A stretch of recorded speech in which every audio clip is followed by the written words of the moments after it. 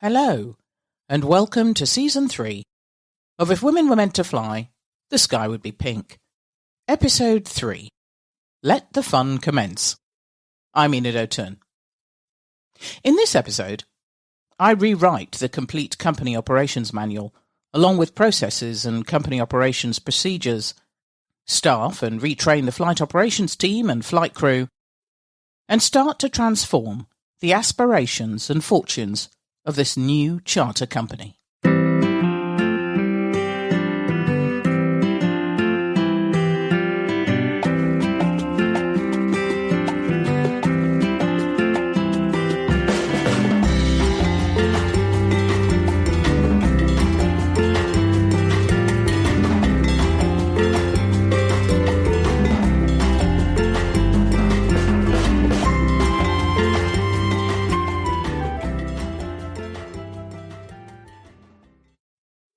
To say I hit the ground running would be a complete understatement.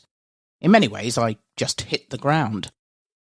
There was a lot more work to do than I had originally anticipated once the layers had been peeled back. Turning the company into a well-respected operation would be a challenge, but then what benefit was there to be had if this was not a challenge? I was excited and scared and determined to succeed. One of my first tasks was making sure that the structure of the operation, from an operations perspective, was robust. This meant a lot of changes to be implemented in procedures and operations manuals.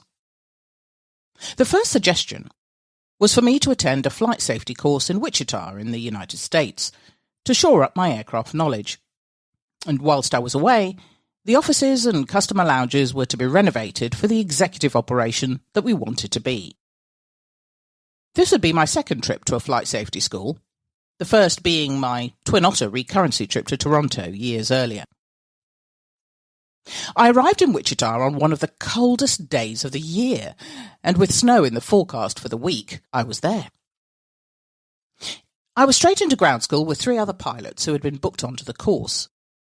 One of them was a remarkable 80-year-old woman who owned a bright pink Cessna 425 aircraft, complete with pink woolly seat covers, and who had flown into Wichita the day before. I was fascinated by this 5'2" grey-haired woman who stood before me in jeans and a waistcoat, and who had the most captivating, warm and sincere smile. I was drawn to her immediately and introduced myself as soon as I could.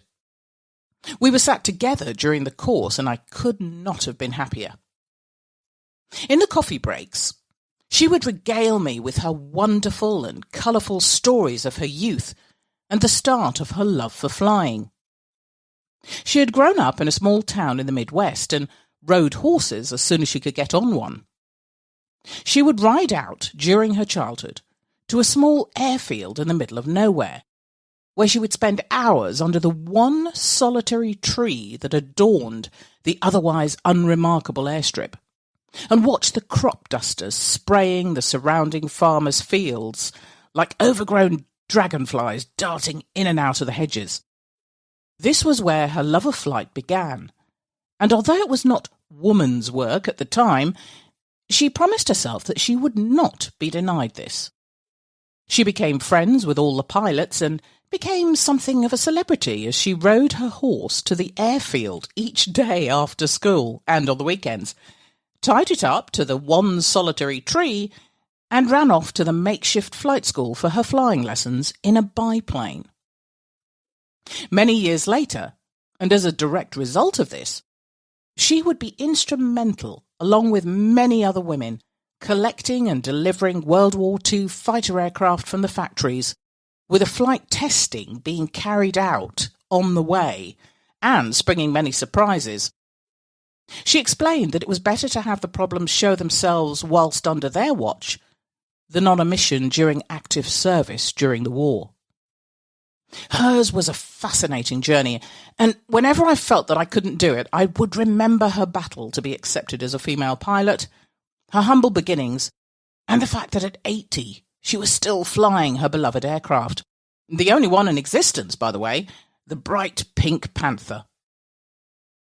Over shared dinners and end-of-day wash-ups, she would tell me she had married and had children, lived a good life, and continued to dote on her one and only passion. Her husband? I asked. No, she said. Her flying and her aircraft. We were paired together in the simulator, and I was able to see firsthand what skills she possessed. She was, at 80, as sharp as a tack, and I found myself racing to keep up with her sharp mind. I didn't do too badly myself, and was given a coveted award of excellence, rarely given to first-timers on the aircraft. As our course drew to a close, I accompanied my new friend out to her aircraft to bid her goodbye and watch as she prepared and pre-flighted her pink machine. As she taxied to the holding point and took off into the midday sun, I felt elated and sad at the same time. I doubted that I would see her again, but she had touched and impacted my life with her exuberance and drive, and for that I would always be grateful. My remaining day in Wichita was accompanied with purchasing my first pair of cowboy boots, to accompany my newly acquired denim waistcoat and 501 jeans. Onwards and upwards, I thought, and in far too much denim to be legal, I prepared to return to Lagos and put into practice what I had learnt.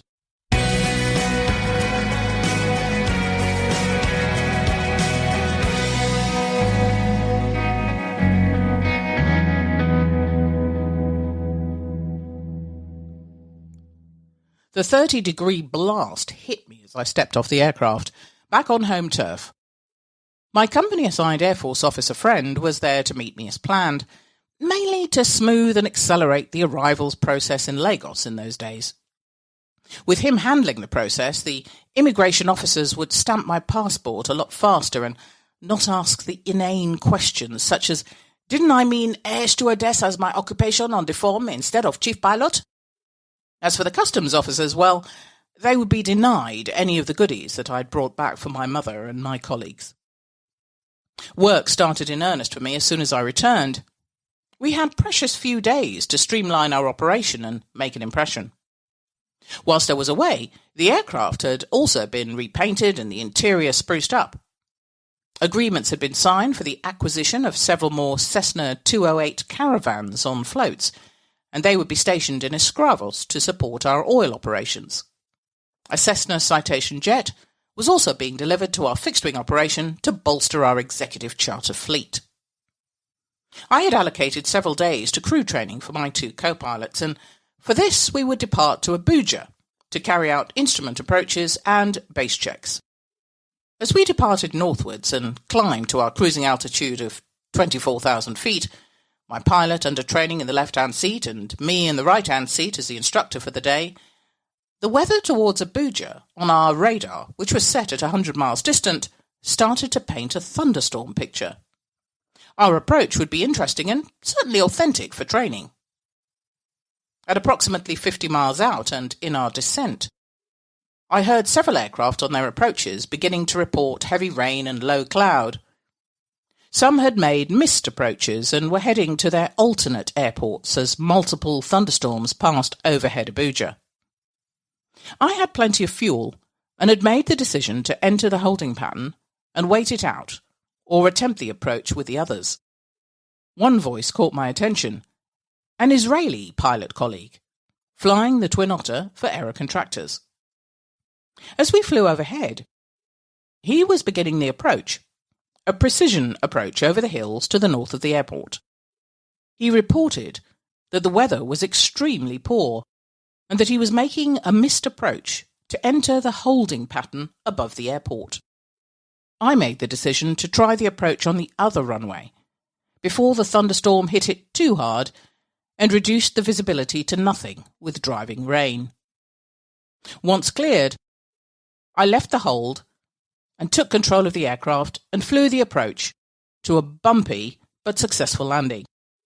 The visibility was poor, but it was a better option, which I reported as we touched down in driving rain. My heart was beating fast and my hands were clammy as I put the engines into reverse and guided the aircraft onto the taxiway. The adrenaline I had produced in that stressful situation had started to recede. But I was genuinely concerned for anyone on the approach now and hoped that they would divert to another alternate airport. The Twin Otter had decided to attempt another precision approach and left the hold as we taxied into park on the apron. With the rain so heavy, we would be sat in the aircraft for some time before continuing our training. I kept the radio on to listen in to air traffic control and monitor the situation, as well as to get a weather update. The Twin Otter called at 10 miles on final approach for the runway, in poor conditions, but he was confident of a landing. Minutes went by, and I found myself calculating where he was on the approach and when he would come into view. More minutes passed, and the air traffic controller's calls went unanswered. The air traffic controller asked us and a number of other aircraft to try and make contact, but none of us could raise him. I felt a sinking feeling in the pit of my stomach as the continued calls went unanswered, and the aircraft did not make an appearance out of the gloom. As the rain subsided and the weather moved away to the east of the airport, I left the aircraft and paced along the taxiway. It had been too long. With radio silence and no aircraft, I assumed the worst, but hoped for the best. I had hoped that maybe he had radio failure and had diverted to another airport.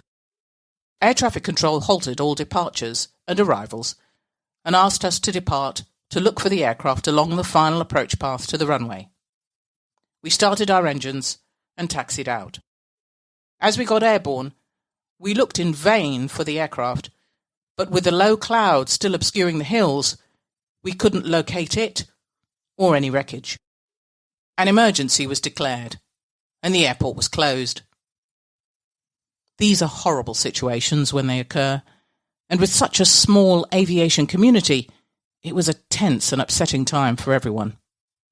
No one wanted to lose an aircraft, but it was an unfortunate and all too common side of the job. I and my co-pilots landed and relocated to the tower, whilst the rudimentary emergency response was dispatched north of the airport. I estimated that the aircraft had come down somewhere in the hills along the final approach path. Several hours later, and the wreckage was located 6 miles from touchdown, having crashed into the hills. Emergency rescue was sparse and badly coordinated at that time in Nigeria, and a lot of it depended on local villagers in the area finding and rescuing the occupants, a task that they were neither trained for nor equipped for, but one that they carried out to the best of their abilities. We would have to depart for Lagos before we found out the outcome, but I already knew that there were several casualties. I just didn't know who. It was a sombre and quiet return journey, filled with reflection.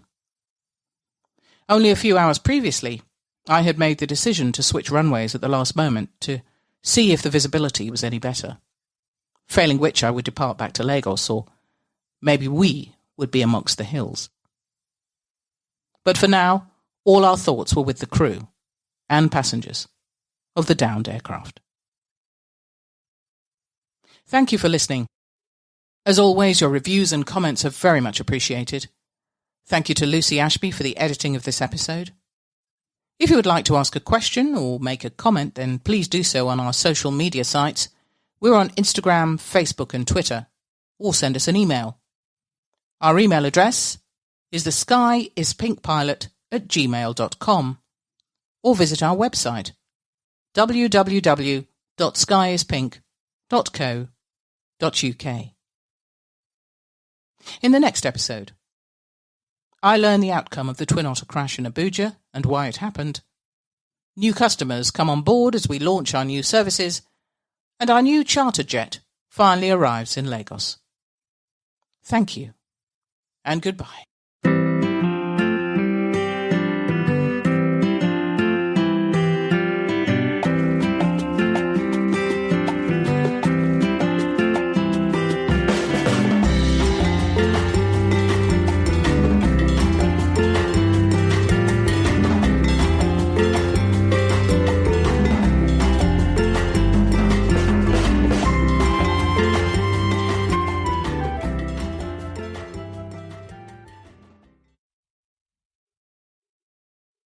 check out PrintMyTops by visiting www.printmytops.co.uk for a family-run t-shirt printing business specialising in quirky, fun t-shirt designs, as well as bespoke custom printing for workwear and birthdays. They also have a great range of personalised gift ideas. They are the top for tops. Follow them on Instagram or Facebook at PrintMyTops and add coupon code PINKSKY to your order to receive a free personalised pencil case with your name on it. Don't forget, PrintMyTops is the exclusive provider for the Pink Sky podcast merchandise. Visit them online at www.printmytops.co.uk.